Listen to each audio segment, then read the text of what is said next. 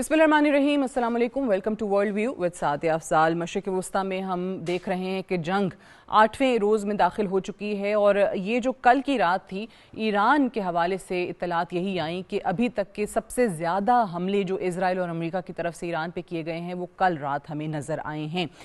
Tehran में Mehrabad airport पर धमाके हुए हैं। अमेरिका का ईरान के 43 जहाज़ तबाह करने का दावा भी सामने आया है और सिर्फ ईरान ही नहीं, इजराइल की लेबनान में भी साथ ही साथ बहुत ज़्यादा बमबारी जारी है जो हिजबुल्लाह के ठिकानों को निशाना बनाया जा रहा है। और इनफैक्ट बाकायदा तौर पे इस वक्त जो लेबनान के सदर हैं उनको भी धमकी मिल रही है, उनको भी ये कहा जा रहा है कि उनको नताइज भुगतने पड़ सकते हैं क्योंकि उन्होंने अपने मुल्क के अंदर हिजबुल्लाह के ख़िलाफ़ कोई कार्रवाई नहीं की है। ये जो तेहरान में फ़ज़ाई हमले हुए हैं कल, इसमें ये बताया जा रहा है कि जो ईरान के सुप्रीम लीडर सैयद अली ख़ामनेई के साथ उनके एक साथी थे असगर हिजाज़ी, वो भी इसमें निशाना बने हैं। उनकी भी शहादत इसमें बताई जा रही है। और अभी तक जो ईरान में बमबारी हुई है उससे शुहदा की तादाद 1332 हो गई है और इसमें 200 के करीब ख़वातीन बताई जा रही हैं। और इजराइल की फ़ौज की तरफ से फिर से बयान आया है कि हम भरपूर इंफ्रास्ट्रक्चर की तबाही की तरफ जा रहे हैं, तेहरान में भी और इस्फहान में भी। अच्छा, लेबनान की मैंने बात की क्योंकि इजराइल की आपने देखा है कि जो उनकी फोर्सेस हैं और ख़ास तौर से वो बड़े यंग एज में ही अपने तमाम लोगों के लिए एक पाबंदी कह लीजिए, एक ऑब्लिगेशन कह लीजिए कि जी अपनी फ़ोर्स के साथ ट्रेन करना होता है, उनकी फ़ौज को ज्वाइन आपने करना होता है। और उसमें फाइनेंस मिनिस्टर हैं उनके एक बजालिल स्मोट्रिच, जो कि बहुत ही एक एक्सट्रीमिस्ट तस्वुर किए जाते हैं। ख़ास तौर से जो ज़ायनिज़म का एक एजेंडा है और फ़लस्तीनियों के हवाले से वो बहुत ही हार्ड लाइनर कंसिडर होते हैं। उनके बेटे जो हैं वो भी लेबनान के साथ बॉर्डर पे मौजूद थे और हिजबुल्लाह की तरफ से जो काउंटर अटैक्स आए हैं उसमें बताया जा रहा है कि जी वो भी ज़ख्मी हुआ है। अच्छा, जो अभी तक की पेशरफ्त हुई है इस पूरी जंग में, इस पूरे सिनारियो में, वो ये है कि ईरान के सदर ने मसूद पेज़ेश्कियान ने बाकायदा तौर पे तमाम पड़ोसी ममालिक से, तमाम ख़ित्ते के ममालिक से जहाँ जहाँ हमने देखा है कि ईरान की तरफ से रिटालिएट किया गया है, उनके ममालिक के अंदर मौजूद US बेसिस को निशाना बनाया गया है या जहाँ अमेरिकन इंटरेस्ट था उसको निशाना बनाया गया है, उन तमाम ममालिक से ये कह दिया है कि अब वहाँ पर दोबारा हमले नहीं किए जाएंगे। हाँ, अगर इन ममालिक की तरफ से, इनकी सरजमीन से ईरान पे हमले होते हैं तो अलबत्ता जवाबी कार्रवाई ज़रूर होगी। अब इसको एक बहुत ही अहम पेशरफ्त कंसिडर किया जा रहा है। बहुत सारे डिफेंस एनालिस्ट जो हैं वो इसको बहुत ही स्मार्ट मूव करार दे रहे हैं ईरान की कि आपने ऑलरेडी अपनी एक ताकत का मुजाहरा कर भी दिया, इन ममालिक के अंदर जो बेसिस थी उनको निशाना बनाया, अपने दुश्मन को जितना नुकसान इन दिनों में पहुंचा सकते थे वो भी आपने कर दिया। लेकिन ऑब्वियसली ईरान भी जानता है कि गल्फ़ कंट्रीज़ के साथ मज़ीद ताल्लुकात को भी ख़राब नहीं किया जा सकता है। और साथ ही साथ हम देख रहे हैं कि जो सालिसी की कोशिशें हैं वो भी तेज़ होती चली जा रही हैं। अब इसी में जो चीफ़ ऑफ डिफेंस फोर्सेस हैं सैयद आसिम मुनीर, फील्ड मार्शल सैयद आसिम मुनीर, उनकी भी एक मुलाकात हुई है सऊदी वज़ीर दिफा शहज़ादा खालिद बिन सलमान से और उसमें भी यही जो ख़ित्ते की इस वक्त सूरत हाल है उस पर बातचीत हो रही है। फिर इंडोनेशिया जो है उसने भी सालिसी की पेशकश की है इस पूरे तनाज़े के अंदर। कई ममालिक जो हैं वो पहले ही इस हमले से पहले भी हम देखते हैं कि अपना किरदार अदा कर रहे थे, मीडिएशन कराने की कोशिश कर रहे थे, मुज़ाकरात करवा रहे थे बाकायदा, जिसमें ओमान सर फहरिस्त है, उनके मुल्क में हुए, फिर स्विट्ज़रलैंड में मुज़ाकरात हो रहे थे। लेकिन उसके बावजूद ये हमला हो जाता है और अभी ये जो ईरानी सदर का बयान आया है इसको एक बहुत ही अच्छा स्टेप कंसिडर किया जा रहा है। और इस ऐलान के बाद से प्रेसिडेंट ट्रंप भी क्रेडिट लेते हुए दिखाई दे रहे हैं, जिस पे उन्होंने कहा कि ये हमारे और इजराइल के जो हमले हैं ईरान पे, जो ताबड़तोड़ हमले हम कर रहे हैं, उसकी वजह से उन्होंने माफ़ी भी मांगी है, उसकी वजह से उन्होंने इन ममालिक को कहा है कि जी अब आप पे हम हमला भी नहीं करेंगे। और इसी बायस वो कहते हैं कि ईरान ने खलीजी ममालिक के आगे सरेंडर कर दिया है। अब इसको ऑब्वियसली प्रेसिडेंट ट्रंप अगर सरेंडर कह रहे हैं तो वो कह सकते हैं, लेकिन ईरान की तरफ से जो भरपूर मुज़ाहमत दिखाई गई है उससे तो कोई इनकार नहीं करेगा कि दुश्मन के लिए एक टफ टाइम कैसे दिया जाता है वो ईरान ने डेफिनेटली इस जंग के अंदर आपको करके बताया है। और पिछले साल भी इजराइल के खिलाफ 12 दिन की जंग में यही सूरत हाल थी। अच्छा, अमेरिका ने एक बार फिर से इजराइल को सपोर्ट करते हुए क्या किया है कि 151.8 मिलियन डॉलर्स के हथियार जो हैं वो इजराइल को फ़रोख्त करने की मंजूरी दे दी है। اب اگر آپ اس پہ بھی دیکھیں تو کانگریس کی ایک ہوتی ہے اس میں باقاعدہ طور پہ ایک شک کہہ لیجئے کہ جس پہ کانگریس اس کو ریوزٹ کر سکتی ہے، ریویو کر سکتی ہے ایسی کسی بھی منظوری کو.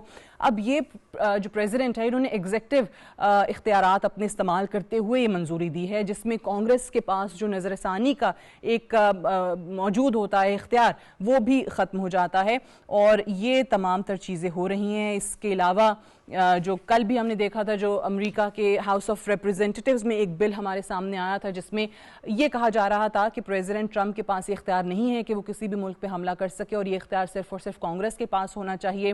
تو اس کے حق میں 212 ووٹس آئے تھے، لیکن اس کے خلاف 219 ووٹس آئے تھے. پریزیڈنٹ ٹرمپ کو جو اختیارات حاصل ہیں اس کے حق میں تو چلیں یہ ووٹنگ ہو گئی، لیکن اگر آپ نمبر دیکھیں تو بڑا نیرو مارجن ہمیں نظر آتا ہے، 212 اور 219. اس میں ہی یہ کہا گیا تھا کہ اختیار صرف اور صرف کانگریس کے پاس ہونا چاہیے. بہرحال اسی ساری صورتحال کے اوپر آج بات کریں گے پہلے سیگمنٹ کے اندر. To talk more about this, I'm joined by a very renowned defense and security analyst, Air Commodore Khalid Chishti صاحب. بہت بہت شکریہ آپ نے پروگرام میں ہمیں جوائن کیا. سب سے پہلے تو یہ بتائیے گا کہ ایرانی صدر کے طرف سے یہ اعلان کیا جانا کہ اب گلف کنٹریز پہ مزید حملے نہیں ہوں گے، نیبرنگ کنٹریز سے ڈائریکٹلی انہوں نے کہا کہ جی ہم جو ریجنل پیس ہے اور سیکیورٹی ہے اس کے لیے کام کرنا چاہتے ہیں، اور اگر ان کے ملک پہ یعنی ایران پہ حملے کیے جاتے ہیں ان ممالک کی سرزمین سے تو البتہ ضرور ریٹیلیٹ کیا جائے گا. آپ اس موو کو ایران کی طرف سے کیسے دیکھ رہے ہیں؟ بہت شکریہ مس سعدیہ، آپ نے انوائٹ کیا.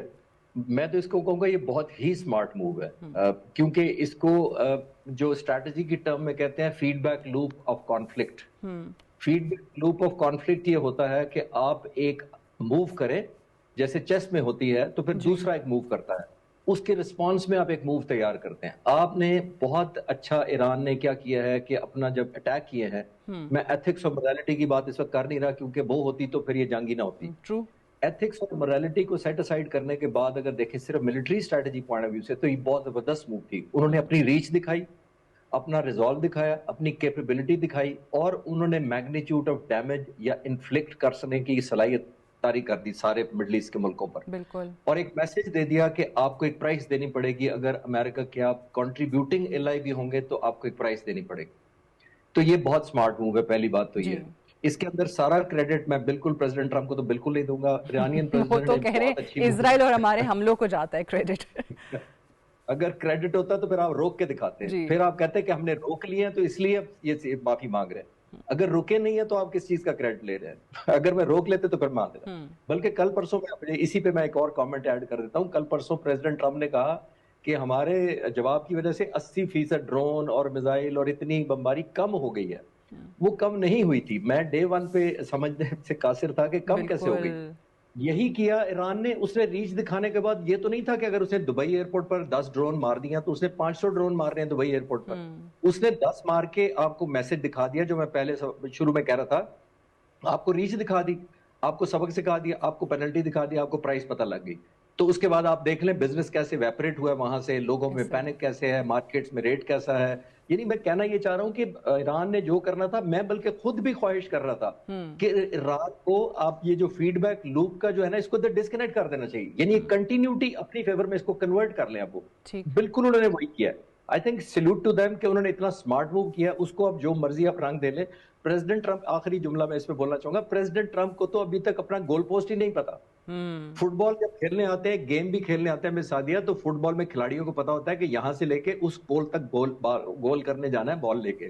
پریزیڈنٹ ٹرمپ تو گول پوسٹ روز شفٹ کراتے ہیں. کبھی کہتے ہیں رجیم چینج ہے، کبھی کہتے ہیں فٹ آن گراؤنڈ ہے، کبھی کہتے ہیں اکانومی کرپل کرنی ہے، کبھی کہتے ہیں میزائل سائٹس کو تباہ کر کے چھوڑ دیں گے. تو وہ دنیا سے چاہتے ہیں کہ جدھر میں گول لے کر جا رہا ہوں پول اٹھا کر وہاں لے آیا کرو. تو دنیا سے نہیں کرتے. بالکل صحیح کہہ رہے ہیں. اور ساتھ ہی جیسا آپ نے کہا کہ وہ رجیم چینج کے حوالے سے بھی جو انہوں نے کہا کہ ایکسکیوز می کہ جو اگلا بھی آیت اللہ آئے گا، جو سپریم لیڈر ہوگا، وہ میری مرضی سے ہوگا، میرے مشورے سے ہوگا. اور پھر یہ بھی کہا کہ جو بھی آئے گا اس کے بعد بھی میں ان پہ بھی اسی طریقے سے حملے کروں گا اور اسی طریقے سے ان کو بھی مروانا شروع کر دوں گا. سو اس وقت یہ جو ایک پوسٹ رولز پاور ڈریون ایک آرڈر ہمیں نظر آ رہا ہے، امریکہ اس میں کرنا کیا چاہ رہا ہے؟ پریزیڈنٹ ٹرمپ جو ہے وہ اپنے حلقوں کے اندر، اپنے ملک کے اندر رہتے ہوئے بہت سے لوگ جو ان کو سپورٹ کیا کرتے تھے وہ ان کی مخالفت بھی مول لے رہے ہیں. So in the long run how is it even serving them? جی it's not serving them at all. پہلی بات تو یہ ہے کہ نتن یاہو تقریباً 20 سال سے ہر آنے والے صدر کو یہ کنونس کرتے تھے کہ ایران ایک مانسٹر ہے, خدا نخواستہ ایران ایک جنی ہے. یہ بالکل وہی سین ہے جو صدام حسین کے زمانے میں صدام حسین کو جنی کہا جاتا تھا. کولن پاول نے اپنی کانگریس کے اندر چھوٹی سی شیشی پکڑ کے لہرائی تھی اور کہا تھا کہ صدام حسین کے پاس نیوکلیئر بایولوجیکل ویپن ہے, 40 منٹ میں ان کا جو میزائل ہے یہ کروز بلسٹک ہے, وہ 40 منٹ میں واشنگٹن پہنچ سکتا ہے. اور آئیے سب حملہ آور ہوتے ہیں. تو سارے نیٹو کو اکٹھا کیا, 2 ہفتے ٹنیج پہ کی ان کے ملینز آف پاؤنڈز, اور اس کے بعد کہا کہ جناب صدام حسین سے ہمیں ملا کچھ نہیں ہے. بالکل وہی پکچر نظر آ رہی ہے. اور انٹرسٹنگلی میں ایک اور بھی ہسٹری کو لنک کرنا چاہوں گا. دیکھیے ریپبلکن جب بھی آئے ہیں, رونلڈ ریگن سے لے کر جارج بش سے لے کر جارج بش جونیئر سے لے کر اور پریزیڈنٹ ٹرمپ تک, تمام کے تمام کا اگر آپ الیکشن کیمپین اٹھا کر دیکھیں, آج اگر آپ سروے کریں اور ریسرچ کریں, تمام کے تمام نے کہا تھا کہ ہم اکانومی ریوائز کریں گے, امریکہ کو گریٹ بنائیں گے, ٹیکسیشن کو بہتر کریں گے, دنیا میں اپنا نام پیدا کریں گے. سب باقی ہوا یا نہیں ہوا, ان سارے پریزیڈنٹس میں ایک چیز کامن ہے, انہوں نے ایک نہ ایک مڈل ایسٹ ملک پر اٹیک ضرور کیا. ہاں پریزیڈنٹ ٹرمپ ڈیفرنٹ ہے ایک طریقے سے. وہ جو پہلے تینوں صدور جن کا میں نے ذکر کیا, رونلڈ ریگن, دونوں George W Bush junior senior, انہوں نے کم از کم حجت تمام ضرور کی تھی. ایک جعلی قسم کی ڈمی قسم کی یونائٹڈ نیشن سے ریزولوشن پاس کرائی تھی. پھر نیٹو کو انسیکیورٹی پیدا کی تھی کہ جنہیں Saddam Hussein will eat you up, تو پھر آ جاؤ سارے, سب کو لے کے پہنچ گئے. پریزیڈنٹ ٹرمپ نے تو وہ حجت بھی نہیں کی ہے, انہوں نے خود بخود ہی اٹیک کر دیا. ایک وہ جو میں نتن یاہو 20 سال سے لگے ہوئے تھے ان کو کہنے کے لیے, ہی از دی اونلی پریزیڈنٹ جو پہلی دفعہ کنونس ہو گیا کہ جناب ایران کو پہلے پکڑ لیں, اور وینیزویلا پلس کر کے لے کے آئے ہیں. وہ پتہ نہیں کتنا مائنس ہو چکا ہے, وہ تو آبویسلی میں اکثر کہتا ہوتا ہوں کہ پریزیڈنٹ ٹرمپ نے سوچا تھا کہ اٹ ول بی LCL کو میں کہتا ہوں لو کاسٹ لیگیسی, تو لو کاسٹ لیگیسی نہیں ہوئی, یہ ویری ایکسپینسو لیگیسی یہ چھوڑ کے جائیں گے, بیکاز اس کے اندر صرف قیمت امریکہ نہیں دے رہا, اسرائیل نہیں دے رہا, پوری دنیا اور مڈل ایسٹ بھی دے رہا ہے. And he is the only president جو مسل ٹیکنالوجی جو ایران کی ہے اس کے خلاف بھی بات کرنے لگ گئے. ادروائز نیتن یاہو نے ماضی کے پریزیڈنٹس کو بھی بڑی کنونس کرنے کی کوشش کی تھی. Every president used to talk about their nuclear power, but کسی نے مسل ٹیکنالوجی پہ اس طریقے سے بات نہیں کی تھی جیسے پریزیڈنٹ ٹرمپ کر رہے ہیں. یہ فرمائیے گا کہ ابھی پھر اوبیسلی پاکستان کی طرف سے بھی کوشش, جو ایک ملاقات ہوئی ہے اس پہ پاکستان کا بھی موقف آیا ہے, انڈونیشیا بھی, تمام ہی گلف کنٹریز اوبیسلی یہ اس پہ بات کر رہے ہیں کہ یہ معاملہ رکنا چاہیے. لیکن فی الحال ایسے کوئی سائنز یا انڈیکیشنز نظر نہیں آ رہی کہ جس سے یہ نہ لگتا ہو کہ یہ جنگ طوالت کی طرف نہیں جائے گی. اسٹریٹ آف ہارموز جو ہے وہ بند ہے, پاکستان پہ بھی پوری دنیا کی اکانومی کی طرح اس کے اثرات آئے ہیں. کل ہی ہم نے دیکھا ہے کہ ہمارے ملک میں ڈیزل اور پیٹرول جو ہے وہ اسلام آباد میں لائنیں لگی ہوئی تھیں, اور اوبیسلی باقی سٹیز کے اندر بھی یہی حال ہوگا, 55 روپے بڑھا دیا گیا. سو یہ بتائیے کہ یہ پریزیڈنٹ ٹرمپ کا کہنا کہ اسٹریٹ آف ہارموز میں ہم اپنے نیوی کے اسکارٹس جو ہیں وہ ان شپس کو فراہم کریں گے, اور حکم جاری کر دیا کہ تمام جو انشورنس کی کمپنیز ہیں وہ ان جہازوں کو انشورنس دیں, یہ کیا ایک پریکٹیکل سٹیپ ہوگا ان کے لیے؟ از اٹ ایون ڈویبل؟ کیونکہ ایران نے تو کہا ہے کہ اگر ہمت ہے تو آپ کر کے دکھائیں اپنے بحری جہاز تعینات ان باقی آئل ٹینکرز کی حفاظت کے لیے. امریکن انرجی منسٹر نے کل کہا ہے کہ تمام جو شپنگ کمپنیاں ہیں ہمارے انسینٹیو کو قبول نہیں کر رہی جو ہم دے رہے ہیں. 2 طرح کے انسینٹیو دے رہا ہے امریکہ اس وقت, کیونکہ امریکن پریزیڈنٹ کو پتا ہے کہ آئل پرائسز اگر ایک لمٹ سے زیادہ اسکلیٹ کر گئیں تو بہت زیادہ ان کے لیے مڈ ٹرم الیکشن بھی اور سیکنڈ ٹرم تو آلموسٹ, یا اگلی جس کی ان کی حکومت آنی ہے میرا خیال بہت زیادہ ڈیمیج ہوگا ان کا. پہلی بات یہ, اور پبلک اوپینین بہت زیادہ خلاف ہو جائے گی. ان کے انرجی منسٹر جب کہہ رہے ہیں کہ ہماری کوئی انسینٹیو لینے کو تیار نہیں ہے, تو پھر آپ کا روپ کون سا چل رہا ہے؟ میں آپ کو کوئکلی چھوٹی سی ایک نیول ٹرم بتا دیتا ہوں, بہتر انڈرسٹینڈ کر پائیں گے. نیول ٹرم میں جب پانی کے کنٹرول کو کہا جاتا ہے 2 کیٹیگریز ہوتی ہیں, ایک ہوتا ہے سی ڈینائل اور ایک ہوتا ہے سی کنٹرول. سی ڈینائل یہ ہوتا ہے کہ میں اپنے مقصد کے لیے استعمال کروں گا, کسی اور کو نہیں کرنے دوں گا. اور سی کنٹرول ہوتا ہے کہ میری مرضی سے کوئی آئے گا جائے گا, وہ بہت اپر لمٹ ہے, یعنی ہائر ڈگری آف کنٹرول ہے. پریزیڈنٹ ٹرمپ کہہ رہے ہیں کہ اب نائے ہرموز ہمارے کنٹرول میں ہے. اگر آپ کے کنٹرول میں ہے تو آپ انسینٹیو کیوں نہ اس کر رہے ہیں؟ اگر آپ کے کنٹرول میں ہے تو 2500 شپ کیوں کھڑا ہے, انتظار کر رہا ہے؟ اگر آپ کھڑے ہیں تو 650% انشورنس کیوں بڑھ گئی ہے, اور بڑھنے کے باوجود لوگ کیوں نہیں لے رہے آپ کا انسینٹیو؟ آپ کہہ رہے ہیں ہم پروٹیکشن دیں گے. تو یہ تو ایک بریچ آف ٹرسٹ ہے. میں سادیہ دیکھیے, پریزیڈنٹ ٹرمپ کی سیکیورٹی کو بھی شپس کمپنیاں نہیں مانگ رہی, بالکل نہیں. مطلب وہ کہہ رہے ہیں کہ آپ بھی ہمیں پروٹیکٹ نہیں کر پائے. اس کا مطلب یہ کہ آپ خود اتنے انسیکیور ہیں تو آپ ہمیں کیا پروٹیکٹ کریں؟ یہی پکچر بنتی ہے. اگر ایک ڈگری آف کنٹرول, یا جیسے میں کہہ رہا ہوں سی کنٹرول ہوتا ان کا, تو وہ کہتے ہیں جی ہماری منوپلی ہے, ہمارے تو کوئی چڑیا پر نہیں مارے گی اس علاقے میں, میرے ساتھ آؤ میں لے کے چلتا ہوں, کسی کی ضرورت نہیں ہے ایران کی پینیٹریٹ کرے. وہ سی کنٹرول تو چھوڑیں, سی ڈینائل بھی نہیں ہے, سی ڈینائل ایران کی فیور میں ہے.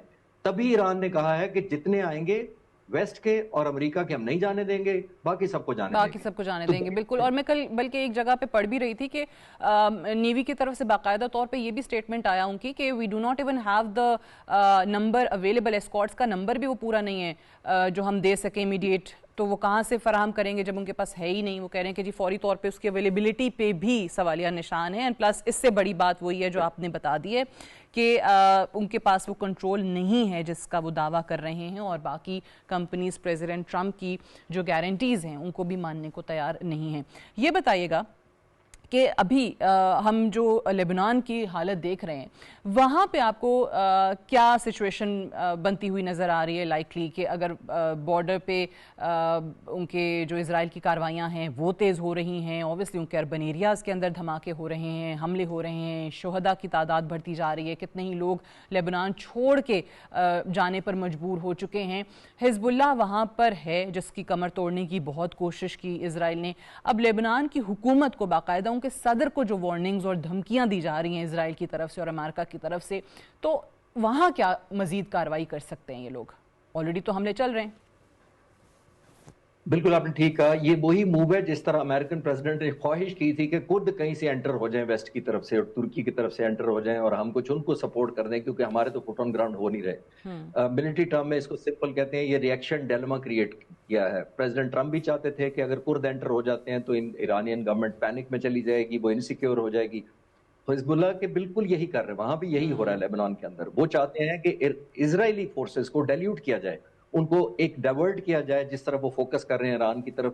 تو دونوں ٹیکٹکس وہ ہیں. آئی تھنک حزب اللہ کو ختم, خاص طور پہ لیبنان کو تو بہت عرصے سے ختم نہیں کیا جا سکا. حکومت کے چاہنے کے باوجود آج جتنی مرضی یہ دھمکیاں دے لیں ان کی لیڈرشپ کو لیبنان کی, میرا خیال ہے ان کے بس سے باہر ہے, کیونکہ اتنا زیادہ انٹرنچڈ ہیں حزب اللہ کے جو نیٹ ورک ہے, اتنا زیادہ کنسیلڈ ہے اور اتنا زیادہ اسپریڈ آؤٹ ہے کہ میرے خیال ہے ان کو روٹ آؤٹ کرنا لیبنان کے بس کی بات نہیں ہے. اسی لیے کچھ عرصے بعد اب اسرائیل کو خود جانا پڑتا ہے کرنے کے لیے, اور وہ بھی آج تک کامیاب نہیں ہوا. تو آئی تھنک یہ ٹیکٹیکل پوائنٹ آف ویو سے, میں ایتھکس مورالٹی کی باتیں نہیں کر رہا, میں تو پہلے کہہ چکا ہوں ایتھکس مورالٹی ہوتے تو جنگی نہ ہوتی. تو یہ تو جنگوں کے چل ہی وہی رہا ہے. پریزیڈنٹ ٹرمپ نے بھی یہ فیصلہ کیا تھا کہ دونوں میں ایک, مجھے کوٹیشن یاد آتی ہے پرانے زمانے کی, ایک میکویلی ایک جنرل اسٹریٹجسٹ ہوتا تھا فرینچ, 1513 میں اس نے ایک کتاب لکھی تھی پرنس کے نام سے. اس نے لکھا تھا, لگا پریزیڈنٹ ٹرمپ نے وہ پڑھی ہے, اس نے کہا تھا you better be feared than loved if you cannot be both. تو وہ وہی والی بات ہے. پریزیڈنٹ ٹرمپ نے بھی سوچا کہ میں خوف صرف بیان بازی کر کے کہ یہ کروں گا تو ایسا کر دوں گا, نہ وہ 1.5-2 مہینے پہلے جنگ سے وہ خوف پیدا کر سکے. تو ایرانیوں نے میرا خیال ہے پلیٹو کی پڑھی ہوئی ہے, پلیٹو نے کہا تھا only the dead have seen the end of war. کتابیں پڑھنے سے بڑا فرق پڑتا ہے, کون سی کتابیں پڑھیں. ایرانیوں نے کتابیں پلیٹو کی پڑھی ہوئی ہیں, تو وہ تو کہتا ہے کہ بھئی جو مرے گا وہی جنگ کا اینڈ دیکھے گا, باقی زندہ تو نہیں دیکھے گا. تو آئی تھنک ان کا ریزالو ہو رہا ہے. دیکھیں جنوری میں جب وہ پروٹیسٹ ایران کے اندر مہنگائی کے نام سے شروع ہوئے اور جب ان کی عوام کو بھی پتہ چلنے لگا کہ فورن ایلیمنٹس نے آ کے, خاص طور سے اسرائیلی اور یو ایس ایلیمنٹس نے آ کے اس کو ایکسپلوئٹ کرنا شروع کر دیا ہے اور حکومت کے خلاف اور ریجیم چینج کی باتیں ہونا شروع ہو گئی تھیں, تو وہ پروٹیسٹ یا اپنی حکومت سے شکایتیں, ناراضگیاں ایک طرف, لیکن وہ اپنی حکومت کے پیچھے ضرور کھڑے ہو گئے تھے ان کی سپورٹ میں, ان کی حمایت میں. اور اس وقت بھی ہم دیکھ رہے ہیں کہ وہ ریزیلینس عوام کی طرف سے, کیونکہ عوام اگر جب تک ایک جنگ میں ساتھ نہ دے رہے ہوں تو حکمران چاہے کوئی بھی ہو پھر وہ کچھ نہیں کر سکتا اگر آپ کی پشت پہ عوام نہ کھڑے ہوں. سو یہاں پہ ایک بار جب پریزیڈنٹ ٹرمپ آ کے یہ کہتے ہیں کہ جی جو نیا سپریم لیڈر ہوگا وہ میری مرضی سے ہوگا, وہ میرے مشورے سے ہوگا, تو وہ ایرانی عوام کو کیا پیغام دے رہے ہیں؟ وہ تمام لوگ جو ہمیں ایران کے خلاف نعرے لگاتے ہوئے نظر آتے ہیں ان ممالک کے اندر, ویسٹرن کنٹریز کے اندر, اور ان میں سے بہت سارے ایرانی ہیں بھی نہیں جو کلیم کر رہے ہوتے ہیں ایرانی ہیں. چلیں اگر مخالفت ہے بھی اس اسلامک ریولوشن کی اور اس رجیم کی, باہر وہ لوگ بیٹھے ہوئے ہیں, ایران کے اندر جو اتنی بڑی تعداد میں لوگ ہیں وہ پریزیڈنٹ ٹرمپ کو نظر نہیں آ رہے ہیں. وہ کیسے سوگ منا رہے ہیں اپنے آیت اللہ علی خامنائی کے چلے جانے کا, وہ پریزیڈنٹ ٹرمپ کو ویسٹرن کنٹریز کو نظر نہیں آ رہے ہیں, ایک کنٹری کے علاوہ جو کہ اسپین ہے. اسپین کے پرائم منسٹر نے بڑا زبردست سٹانس لیا ہے. سو عوام پہ ذرا بتائیے گا کہ ایک لیگیسی کو کیسے ختم کریں گے؟ سپریم لیڈر ایک چلا جاتا ہے, دوسرا آئے گا, لیگیسی تو کنٹینیو رہے گی. देखिए लेटर ऑफ सक्सेशन तो ईरान की हमने पिछली जंग में भी देख ली थी। बिल्कुल 25 जून में उस वक्त इन्होंने तकरीबन 37 लोग शहीद किए थे। टॉप लीडरशिप तमाम military generals, intelligence, spiritual leaders, उनको एलिमिनेट किया। 19 न्यूक्लियर साइंटिस्ट को एलिमिनेट किया। उसके बाद इस जंग में 50 शहीद किए टॉप लीडरशिप, और उसके बाद इन्होंने बमबारी शुरू कर दी। लेकिन एक फर्क दोनों जंगों में है कि ईरान ने पिछली जंग में 18 घंटे बाद रिस्पॉन्स किया था और इस जंग में उन्होंने कोई 1 घंटे बाद किया है। तो इसका मतलब है, इमेजिन करें उनकी अलर्टनेस कितनी है। जहां तक आप लोगों का पूछ रही हैं, तो वो एक मशहूर अंग्रेजी का मकूला फिर मुझे याद आ गया। वो कहता है कि if you have to choose between a known devil और an unknown devil, you better choose the known devil. सही। तो वो नॉन डेविल, इस वक्त मैं डेविल ईरानी हुकूमत को बिल्कुल नहीं कह रहा, मैं माफी चाहता हूँ, सिर्फ मुहावरा मैंने यूज किया है कि उनको पता है कि यार जैसा भी हमारा ये सदर है, नोन तो है ना, ये रजीम हमारी नोन है। How can they choose American president over it? How can they choose somebody के फुट ऑन ग्राउंड आया है और वो छा जाए, वो स्प्रेड आउट कर जाएगा और वो टेक ओवर कर ले। People know there leaders, there hardship. और बिल्कुल आपने ठीक कहा था सवाल के दरमियान में कि जब लोगों को ये पता चल जाए कि हमारे पे हमला हो गया है, तो मेजॉरिटी बेशक ऑन द फेंस वेट कर रही हो, वो स्विच कर जाते हैं प्रो हुकूमत, प्रो गवर्नमेंट हो जाते हैं वो, क्योंकि एक लॉयल्टी डेवलप हो जाती है, एक सेंस ऑफ बिलोंगिंग हो जाती है, एक ओनरशिप हो जाती है, म्यूचुअल सर्वाइवल हो जाता है। तो ये सारी करने के बाद मेरा ख्याल है प्रेसिडेंट ट्रंप को अब रियलाइज कर लेना चाहिए कि जो पोस्ट शिफ्ट कर रहे हैं ना, गोल पोस्ट को शिफ्ट कर रहे हैं, कभी कुछ कहते हैं कभी कुछ। सारी दुनिया, मेरे जैसे स्टूडेंट ऑफ स्ट्रेटेजी को भी पता है कि ये पोल शिफ्टिंग हो रही है, गोल वो अचीव कर नहीं पा रहे अभी तक। मैं अगर ईरानी प्रेसिडेंट ने खुद कह दिया हम अपोलोजाइज करते हैं, तो वो कहते हैं हमारी बमबारी की वजह से कर लिया। वो तो कहना, तो अमेरिकन ईरानी प्रेसिडेंट है, तो आई एम श्योर ये कहा है कि जनाब आपने काम कर दिया, आप अगर नहीं लॉन्च करने देंगे तो आपको हम कुछ नहीं कहेंगे। बिल्कुल सही। एयर कमांडर खालिद चिश्ती साहब, बहुत बहुत शुक्रिया for joining us today on world view. Will take a short break here, stay tuned.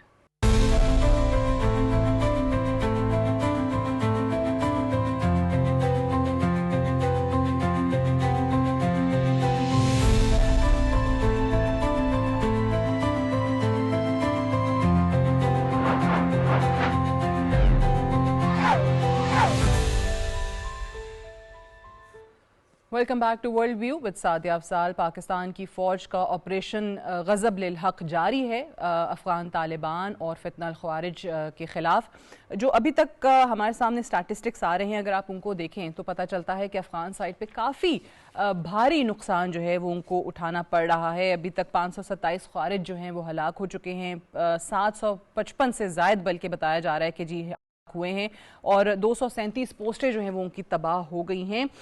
साथ ही साथ अगर जो पाक अफ़गान बॉर्डर पर जो नॉर्दर्न वज़ीरिस्तान है और जो साउथ वज़ीरिस्तान है, वहाँ पे जो कार्रवाइयाँ हुई हैं वहाँ ज़्यादा नुकसान उठाना पड़ा है अफ़गान तालिबान को, और उनके जो सपोर्टेड तमाम दहशतगर्द अनासर हैं, ये जो तमाम दहशतगर्दी के नेटवर्क्स वहाँ से चल रहे थे और पाकिस्तान के ख़िलाफ़ ये हमले जारी थे। अब इस पे पाकिस्तान का एक हमेशा से मौक़िफ़ रहा है। पाकिस्तान ने अफ़गानिस्तान के सामने न सिर्फ वो तमाम शवाहिद, वो क्रेडिबल एविडेंस प्रेजेंट किया माजी में भी कि कहाँ कहाँ से और किस किस तरीके से पाकिस्तान के ख़िलाफ़ ये कार्रवाइयाँ चल रही हैं, जिस पर अफ़गान तालिबान हुकूमत ने कोई एक्शन नहीं लिया। इंटरनेशनल फोरम्स पे भी पाकिस्तान की तरफ से इस चीज़ को सामने रखा गया और पूरी दुनिया जो है वो इस अफ़गान रजीम से मुतालबा करती रही कि आप अपने मुल्क में मौजूद इन दहशतगर्द अनासर के ख़िलाफ़ कार्रवाइयाँ करें, नहीं तो ये पूरी दुनिया के लिए ख़तरा बनता चला जा रहा है। सिर्फ अगर आप रीजन में देखें तो पाकिस्तान, ताजिकिस्तान, ईरान, ये तमाम ममालिक इस दहशतगर्दी का शिकार हो चुके हैं, लेकिन अफ़गान रजीम, अफ़गान तालिबान जो कि एक अवामी नुमाइंदा हुकूमत भी नहीं है, उसके बावजूद वो भारत की ईमा पर, वो इज़राइल की ईमा पर ये तमाम कार्रवाइयाँ इस पूरे रीजन के ममालिक के ख़िलाफ़ जो हैं वो जारी रखे हुए हैं। और फिर पाकिस्तान ने जब ये फ़ैसला किया कि अब हम खुद एक्शन लेंगे, तो फिर ऑपरेशन ग़ज़ब लिल हक़ की सूरत में हमें वो कामयाबियाँ पाकिस्तान को मिलती हुई नज़र भी आ रही हैं। लेकिन फिर बहुत से ऐसे ममालिक हैं जो कि अगेन सालिसी की भी पेशकश करते हैं, जो इन दोनों ममालिक को ये भी कहते हैं कि बातचीत के ज़रिए, फ़हम व तफ़हीम के ज़रिए इस मसले का हल जो है वो निकाला जाए, क्योंकि हम हमेशा ये देखते हैं कि जंगें भी होती हैं تو بھی جو مخالفین ہوتے ہیں, جو فریقین ہوتے ہیں, ان کو آخر میں مذاکرات کی میز پر ہی آ کر بیٹھنا پڑتا ہے. سو کیا وہ اہداف پاکستان نے حاصل کر لیے ہیں کہ جس کے باعث آپ کو ایون انٹرنیشنل میڈیا میں بھی آج کل یہ خبریں مل رہی ہیں کہ افغانستان کی طرف سے بار بار یہ کہا جا رہا ہے کہ ہم مذاکرات کے لیے تیار ہیں, پاکستان کو بھی آفر کی جا رہی ہے, اور پاکستان جب کہتا تھا کہ کسی ایک ایسے کریڈیبل ویریفائبل میکنزم پر اگری کر لیتے ہیں جس میں دیگر جو ثالثی کرانے والے ممالک تھے, انہوں نے بھی ترکی ہو گیا, اس میں قطر ہو گیا, اس میں سعودی عرب ہو گیا, وہ تمام لوگ اس چیز پہ افغانستان سے بات کرتے رہے, لیکن کسی کی بھی افغانستان کی اس حکومت نے نہیں سنی ہے. اور وہاں پر بھی جو اپوزیشن کے عناصر ہیں, جو افغان طالبان رجیم سے کافی تنگ آ چکے ہیں, وہ بھی پاکستان کے ان ایکشنز کو سپورٹ کر رہے ہیں. اسی پہ ذرا بات کرتے ہیں. ہمارے ساتھ موجود ہیں سینئر صحافی و تجزیہ کار احمد منصور صاحب. بہت بہت شکریہ for joining me today on World View. سب سے پہلے تو بتائیے گا کہ ابھی تک پاکستان کے یہ پچھلے ہفتے بھی ہم بات کر رہے تھے کہ جی پاکستان نے کہا ہے کہ جب تک اہداف حاصل نہیں ہوتے تب تک یہ آپریشن چلے گا. سو کیا وہ ٹارگٹس ہیں جو بہت اہم ہیں پاکستان نے جو ابھی تک حاصل کر لیے ہیں؟ دیکھیں سعدیہ افضال صاحبہ, آپ نے جو اعداد و شمار ابھی بیان کیے ہیں جو حقیقت میں اس سے بھی کہیں زیادہ ہیں. ہماری جو کچھ ہمارے جو عسکری آفیشلز ہیں ان سے کوئی بیک گراؤنڈ میٹنگز ملاقاتیں بھی ہوئی ہیں جہاں اس حوالے سے ساری جو آن گراؤنڈ سچویشن ہے اور جو اہداف کی آپ نے بات کی ہے اس پہ ساری کھل کے بات ہوئی ہے. جو فضائی کارروائیاں ہیں ان سائڈ, اس کے فگرز اعداد و شمار یہاں ان میں شامل نہیں کیے جاتے بڑے کیئرفلی, اور یہ بالکل وہ ہیں جو مطلب ویریفائیڈ ہیں. ٹھیک ہے. اور اہداف اسی لیے میں نے پہلے 527 پہ میں نے دوسری خبر بھی بتائی جس میں 755 کا نمبر ہے, لیکن آپ کہتے ہیں اس سے کئی زیادہ. ہاں, تو اس میں یہ آفیشیل اور یہ پاکستان کی طرف سے باقاعدہ جیسے وزیر اطلاعات ہیں وہ جاری کرتے ہیں, ہم تو انہی کوئی کوٹ کریں گے. لیکن جو اہداف کی بات ہے وہ بارڈر ایریا ہم تقریباً کلیئر کر چکے ہیں. جو افغان طالبان رجیم کا وہاں انفراسٹرکچر تھا اس کو تباہ کیا ہے. وہ کوئی 200 سے اوپر جو ان کی پوسٹ تھیں وہ ان کو تباہ کیا ہے. کوئی 50 کے لگ بھگ ہیں, 40 کی فگر ہے جن کو ہم نے کیپچر کیا, ہم ان سائڈ افغانستان ہے. اور یہ اب وہاں پہ کوئی لائن نہیں ہے کہ یہ کوئی نقصان ہم نے صرف افغان طالبان کا جو ملٹری انفراسٹرکچر ہے اس کو پہنچایا ہے. اس میں جو ٹی ٹی پی ہے فتنہ الخارج اور بی ایل اے ہے فتنہ الہندوستان, ان کے جو ٹھکانے یا ان کی جو دہشت گردی ہے یا پاکستان پر کارروائیوں کے لیے وہ جو ان کو سپورٹ کا وہاں پہ ایک عنصر پورا موجود ہے اس کو بھی ٹارگٹ کیا ہے. ان کے درمیان لائن تو ہے نہیں اکٹھے مل کے, تو ہم جب مار رہے ہیں تو ہم اب اس کو یہ کاؤنٹ کرتے ہیں ہم نے تینوں کو نقصان پہنچایا ہے. وہ بی ایل اے والے فتنۃ الہندوستان والے, فتنۃ الخارج ٹی ٹی پی والے, ان کے درمیان آپ کہہ رہے ہیں کہ نہیں ہے کنیکشن؟ نہیں, افغان طالبان کے درمیان بھی کوئی لائن نہیں ہے. اگر یہ اکٹھے مل کے ہیں اس وقت بالکل مل کر آئے ہوئے ہیں. اگر یہ کہیں نا کہ یہ افغان طالبان رجیم, تو ہم بھی اب بات کریں کہ ہم ان کے خلاف آپریشنز کر رہے ہیں. ہم افغانستان, مجھے ایگزیکٹلی بات بڑی اچھی لگتی ہے کہ ہم یہ نہیں کہتے کہ پاکستان کی افغانستان سے کوئی جنگ چل رہی ہے, پاکستان نے افغانستان پہ حملہ کیا ہے. نہیں, پاکستان نے افغانستان کے اندر موجود ان دہشت گردوں پہ حملہ کیا ہے, خارجوں پہ کیا ہے. آپ دیکھیں اس کو اگر تھوڑا پیچھے لے جائیں, جب یہ بارڈر دونوں کا ٹریڈ ہماری بند ہوئی تھی, یہ انہوں نے ترخم پہ چمن پہ ایک سین کریٹ کرنے کی کوشش کی تھی, پچھلے سال کی بات ہے. تو بارڈر پہ ٹریڈ بند ہوئی تو پھر ہم نے کیا کہا, ہم نے کہا اچھا ٹھیک ہے, مور دین ویلکم ہے کہ آپ آئیں نہ آئیں, ہمیں کوئی پرابلم نہیں ہے, لیکن اگر اس ٹریڈ کی آڑ میں آپ دہشت گرد بھیجتے ہیں تو ہمیں ایسی تجارت نہیں چاہیے.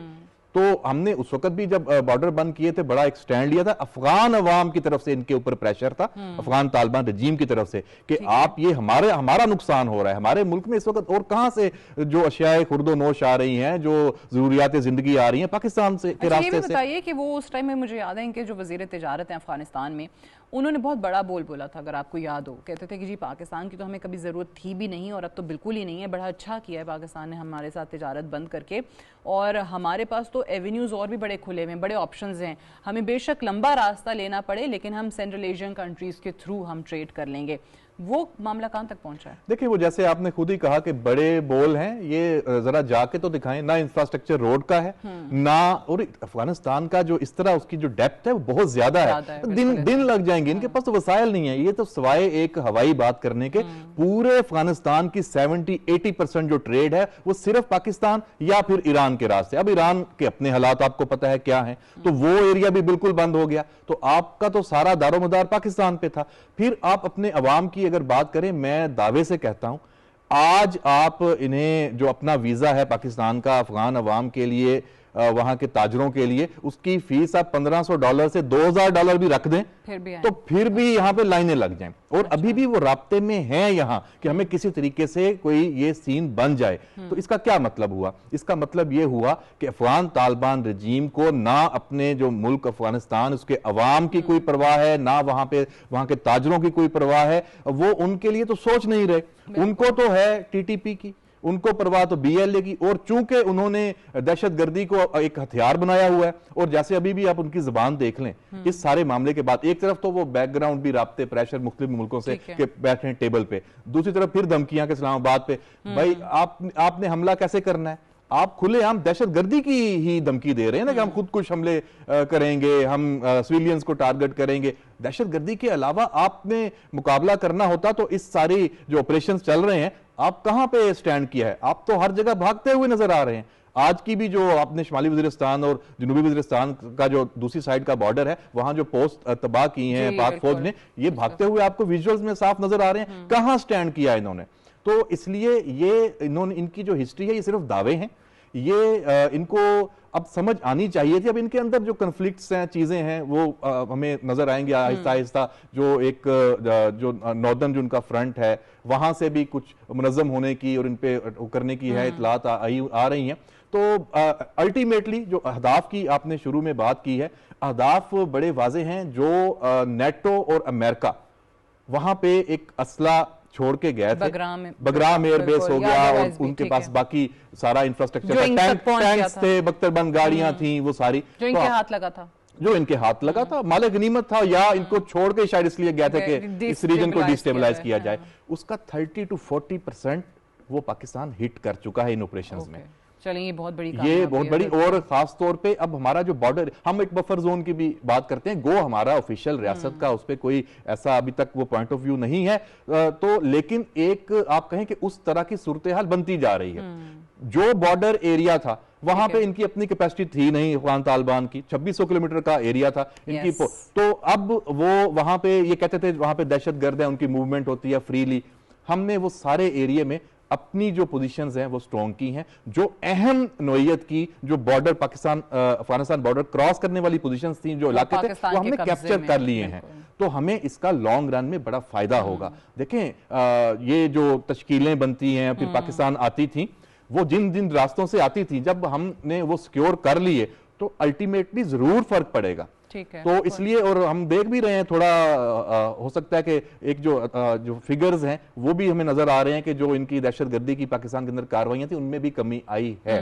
لیکن بہرحال یہ ابھی سلسلہ چل رہا ہے اور جو اہداف ہیں میں سمجھتا ہوں اس میں افغان طالبان رجیم کی جو لیڈرشپ ہے وہ بھی اب ہمیں بڑی محتاط نظر آتی ہے، کیونکہ اب ان کو شاید آئیڈیا ہے کہ پاکستان کا جو ہدف ہے وہ ہر وہ دہشت گرد ہے جو دہشت گردی میں ملوث ہے، اس کا سہولت کار ہے. اچھا یہ بھی بتائیں کہ ہم جس طرح آپ نے عوام کا پہلے ذکر کیا تھا، جو مختلف اپوزیشن گروپس ہیں وہاں پہ جو طالبان کے مخالف ہیں، ان کی طرف سے بڑی ایک طریقے سے پذیرائی مل رہی ہے پاکستانی ان اقدامات کو، پاکستان کی کارروائی کو، جہاں پہ وہ NRF دیکھ لیں، نیشنل ریزسٹنس فرنٹ جو ہے وہ بھی کہتے ہیں کہ جی طالبان کے خلاف کوئی بھی ملک اگر کارروائی کرے گا تو ہم اس کو سپورٹ کریں گے. اب یہ اپوزیشن کے مختلف گروپس جو کہ آپ کو کوئی ایک جگہ پہ کام کرتا ہوا نظر آتا ہے، کوئی دوسری جگہ پہ، آپ کو کہیں پہ بھی وہ ایک باقاعدہ مربوط ایفرٹ نظر نہیں آتی، آپ کو لگتا ہے کہ کہیں پہ ان کے بھی اکٹھے ہونے کے چانسز ہیں کہ جو افغان طالبان اس رجیم سے ہی جان چھڑا سکیں اور عوام جو ہیں وہ اپنی حکومت لے کر آ سکیں؟ دیکھیں افغانستان میں جو سیٹ اپ ہے کوئی سیاسی اور جمہوری تو ہے نہیں ہے بالکل کہ وہاں اپوزیشن اکٹھی ہوگی، کوئی عدم اعتماد آئے گا حکومت کو. وہاں تو لڑ کے ہی وہاں پہ قبضہ کیا جاتا ہے. تو دوسرا وہاں پہ جبر، دنیا میں شاید اس وقت سب سے زیادہ جبر جو ہے وہ آپ غزہ فلسطین کو تو چلیں ایک علیحدہ اس کی تو اگزامپل نہیں ہے، افغانستان کے عوام بھگت رہے ہیں. وہاں تو وہ اپنی بات نہیں کر سکتے، وہاں پہ تو کوئی عدالتی نظام اس طرح کا نہیں ہے، بے انصافی ہے. خواتین آپ 50% ایک پاپولیشن ہے، وہ تو ان کی تو آواز ہی نہیں ہے، ان کا تو گلا انہوں نے گھونٹ کے رکھا ہوا ہے، سنتے نہیں ہیں، فوراً ان کو آپ جان سے مار دیتے ہیں.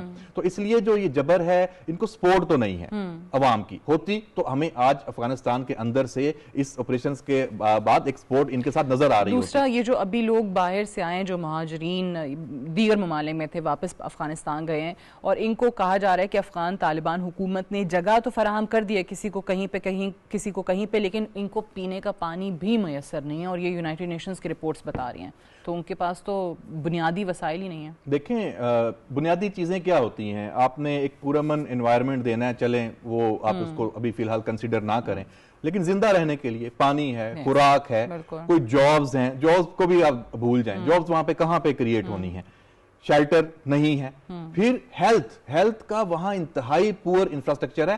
آپ کو یہ بالکل معلوم ہوگا کہ افغانستان سے آج بھی کوئی بیمار ہوتا ہے تو وہ پشاور آتا ہے یا چمن کے راستے وہ کوئٹہ آتا ہے، ان کے اپنے ملک میں وہاں کوئی وسائل موجود ہی نہیں ہے۔ اور پھر آپ ایجوکیشن دیکھ لیں، تعلیم پہ پابندیاں، تعلیم کا تو وہاں پہ سسٹم ہی نہیں ہے آدھی آبادی کو، اور جو وہ تعلیم آپ کو پتہ ہے وہ کہتے ہیں وہ ہمارے ہی سسٹم کے مطابق آپ پڑھیں اور کریں، تو جو ایک ریاست کا انفراسٹرکچر ہوتا ہے وہ وہاں نہیں ہے، ایک ریاست کے طور پہ وہ چلا ہی نہیں رہے، وہ ایک قابض گروپ ہے اور ان کا ایک ہی فوکس ہے کہ وہ جو ہمسایہ ممالک ہیں ان کو بلیک میل کریں، اندر بھی جو وسائل ہیں ان پہ بھی قبضہ کریں، جہاں جہاں ان کی مدنیات ہیں وہ بھی یہ لوٹ مار کرنے کے طریقے سے اس کو استعمال کر رہے ہیں، اس کا کوئی افغانستان کو فائدہ ہمیں نظر آتا ہمیں نہیں دکھائی دیتا۔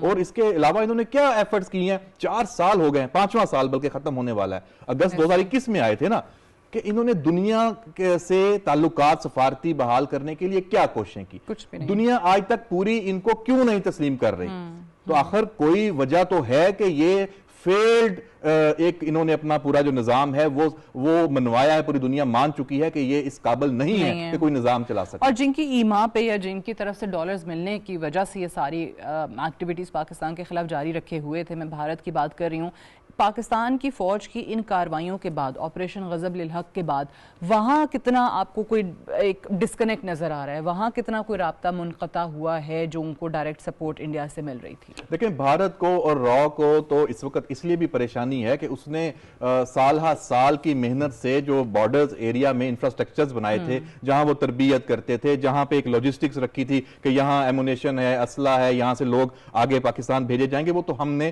ٹارگٹ کیا ہے اور تباہ کیا ہے، وہ ان کی ساری محنت جو ہے وہ ان آپریشن سے وہ ملیا میٹ ہوئی ہے، یہ بہت بڑی کامیابی ہے پاکستان کی۔ ہاں اب ان کی کوشش یہ ہوگی کہ وہ افغان طالبان رجیم اور جو یہ ان کے ساتھ یہ تو ماسٹر پراکسی ہے نا، جو نیچے کی جو چھوٹی پراکسیز ہیں، دہشت گرد گروہ ہیں، ان کو دوبارہ اثر نو منظم کریں، اور اس کے بعد پھر وہی ٹیررزم اور دہشت گردی کی ایک نئی جو لہر اور ویو، یہی ان کے پاس ایک آپشن ہے۔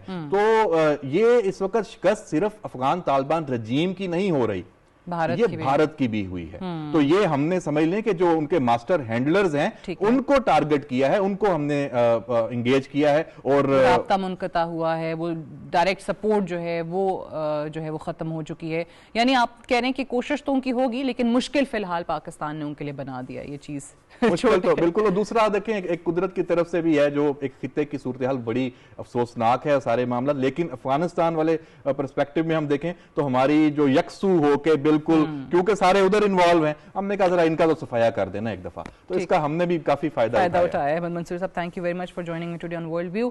Well take a short break ہے، بریک سے واپس آئیں گے تو آپ دیکھ سکیں گے ہمارا ایڈیٹوریل سعدیہ سٹیک۔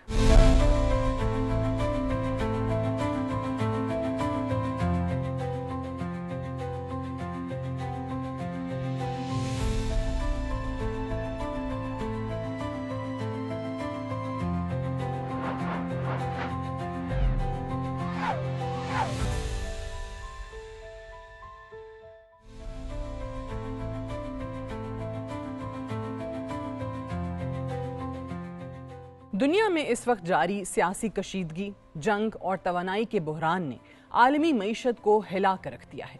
امریکہ، اسرائیل اور ایران کے درمیان بڑھتی ہوئی جنگ نے نہ صرف مشرق وسطیٰ کو عدم استحکام کا شکار کیا ہے، بلکہ اس کے اثرات پوری دنیا کی معیشت پر پڑ رہے ہیں۔ خاص طور پر آبنائے ہرمز کی بندش نے عالمی توانائی کی سپلائی کو شدید خطرے میں ڈال دیا ہے۔ آبنائے ہرمز دنیا کی سب سے اہم تیل گزرگاہوں میں سے ایک ہے۔ ماہرین کے مطابق دنیا کا تقریباً 5واں حصہ تیل اور مائع گیس اسی راستے سے گزرتا ہے۔ جب اس اہم راستے میں رکاوٹ پیدا ہوتی ہے تو اس کے اثرات صرف خلیج تک محدود نہیں رہتے، بلکہ پوری دنیا کی معیشت متاثر ہوتی ہے۔ حالیہ جنگ کے بعد خلیج میں کشیدگی اس حد تک بڑھ چکی ہے کہ سمندری نقل و حرکت تقریباً رک گئی ہے اور سینکڑوں آئل ٹینکرز سمندر میں پھنس گئے ہیں۔ کئی عالمی شپنگ کمپنیوں نے سیکیورٹی خدشات کے باعث اپنے جہاز اس راستے سے گزارنے سے انکار کر دیا ہے۔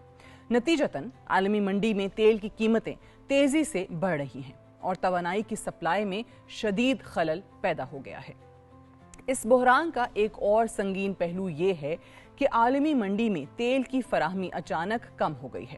اندازوں کے مطابق روزانہ تقریباً 15 ملین بیرل تیل کی سپلائی متاثر ہو رہی ہے، جس سے توانائی کے عالمی ذخائر پر دباؤ بڑھ چکا ہے۔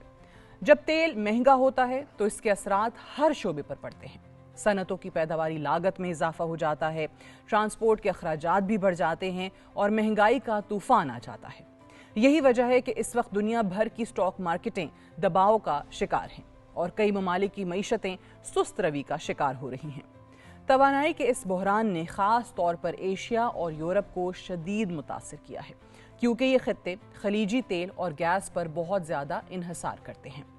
کئی ممالک کو خدشہ ہے کہ اگر یہ جنگ مزید طویل ہوئی تو فیکٹریاں بند ہونے لگیں گی اور عالمی تجارت کو شدید دھچکا پہنچے گا۔ اس صورتحال نے عالمی سیاست میں بھی ایک نئی بحث کو جنم دیا ہے۔ خلیجی ممالک جو طویل عرصے سے مغربی معیشتوں خصوصاً امریکہ میں کھربوں ڈالر کی سرمایہ کاری کر رہے تھے، اب اپنی معاشی حکمت عملی پر نظر ثانی کر رہے ہیں۔ کچھ مبصرین کے مطابق اگر مشرق وسطیٰ کی جنگ طویل ہوتی ہے تو خلیجی سرمایہ کار امریکہ اور یورپ سے اپنی سرمایہ کاری نکال کر ایشیا یا دیگر ابھرتی ہوئی معیشتوں کی طرف منتقل کر سکتے ہیں۔ اگر ایسا ہوا تو اس کے اثرات عالمی مالیاتی نظام پر بھی پڑ سکتے ہیں، کیونکہ خلیجی سرمایہ کاری امریکی معیشت کے لیے ایک اہم ستون سمجھی جاتی ہے۔ سرمایہ کاری کے انخلاء سے مالیاتی منڈیوں میں عدم استحکام پیدا ہو سکتا ہے۔ یہ حقیقت بھی نظر انداز نہیں کی جا سکتی کہ موجودہ بحران صرف توانائی کا مسئلہ نہیں بلکہ عالمی طاقتوں کے درمیان جغرافیائی سیاست کا حصہ بھی ہے۔ امریکہ اور اسرائیل ایک طرف ہیں جبکہ ایران اور اس کے اتحادی دوسری طرف۔ اس کشیدگی نے مشرق وسطیٰ کو ایک بڑے جغرافیائی تصادم کے دہانے پر لا کھڑا کیا ہے۔ اگر آبنائے ہرمز طویل عرصے تک بند رہتی ہے تو اس کے اثرات 1973 کے تیل بحران سے بھی زیادہ شدید ہو سکتے ہیں۔ اس وقت دنیا پہلے ہی مہنگائی، قرضوں اور معاشی سست روی جیسے مسائل کا شکار ہے اور توانائی کا ایک بڑا جھٹکا عالمی معیشت کو مزید کمزور کر سکتا ہے۔ ایسی صورتحال میں عالمی طاقتوں کے لیے ضروری ہے کہ وہ جنگ کے بجائے سفارتکاری کا راستہ اختیار کریں۔ توانائی کے راستوں کو محفوظ بنانا اور مشرق وسطیٰ میں استحکام قائم کرنا پوری دنیا کے مفاد میں ہے۔ آخر میں یہ کہا جا سکتا ہے کہ توانائی کا بحران صرف تیل یا گیس کا مسئلہ نہیں بلکہ عالمی امن، معاشی استحکام اور مستقبل کی ترقی کا سوال بن چکا ہے۔ اگر عالمی برادری نے بر وقت دانش مندی کا مظاہرہ نہ کیا تو یہ بحران دنیا کی ایک بڑے معاشی اور سیاسی طوفان کی طرف لے کر جا سکتا ہے۔ That's all for tonight. Good night and Allah Hafiz.